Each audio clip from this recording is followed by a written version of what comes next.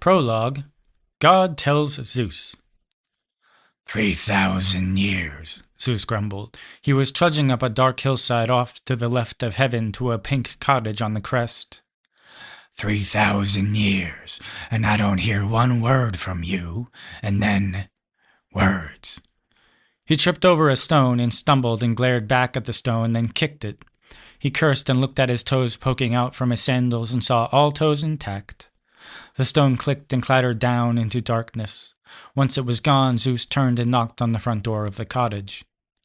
"It's open," said a voice that sounded like countless voices speaking at once, all overlapping with endless harmonics that echoed bashing back into the brain. Zeus took a moment and sighed, and then he opened the door. There was a flash of orange. He tried to duck, but too late. A koi fish slapped him across the face and went flying on white wings toward the ceiling past many others. "Sorry about that," said the voice that was countless voices. "New species. A tad unpredictable." Zeus turned and saw a god who took an infinite number of forms simultaneously. There was the vague shape of a woman in a Toyota Prius and a paperclip and a leather boot, all the same size, all occupying the same space. The items shimmered and transformed to other things. Zeus groaned and turned away and screwed his eyes shut. "Let me know when you look like something that's only one thing," Zeus said. There was the hint of a flutter and a swish, and then the air was still.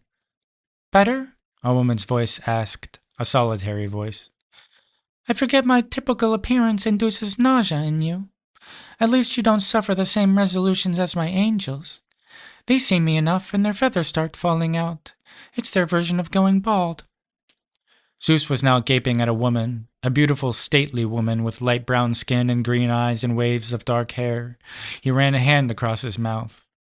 She dragged a fingernail down her bare shoulder. "And to think if I'd made myself a fraction less attractive, you wouldn't even pretend to pay attention to me. You're quite ignoble that way." "Just that way." She smiled a thin smile and turned and went through a small kitchen and out a back door. There was a tall wooden fence ringing the backyard and a single lemon tree in the center. She walked to the far end of the yard and grabbed a black iron handle and pulled open a gate and went through. She walked up along a glassy black bridge that extended into space. Zeus saw the twinkle of stars and the whirls of spiral galaxies and gray drifts of asteroids. God was now in a white dress with her hair the same shade. She brushed her fingertips along a nebula, and its colors rippled and unwound.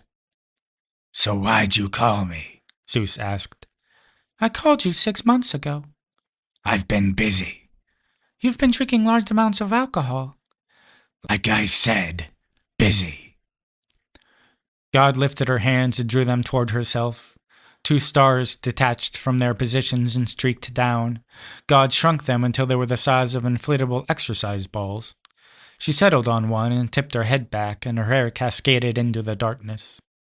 Zeus sat in the other chair and looked around at the fuzzy glowing strips of white. He pointed and asked what they were. "Framework of the universe," God said. Zeus ran his fingers through his beard. "So it's a new universe." "It's a couple 100,000 years old, so yes." Zeus watched the planet spin slowly. "Parallel to ours?" Zeus asked. "Simply nearby." Zeus let his eyes trail up from her bare ankle to her thigh to her waist. "Don't," God said. "Don't what?" "Indulge that never-ending lust in you." "With you? That'd be suicide." "Agreed, so if—" There was a pause. To keep listening to this audiobook, I've left you a link in the description so you can do it, at no cost thanks to Audible's 30-day free trial.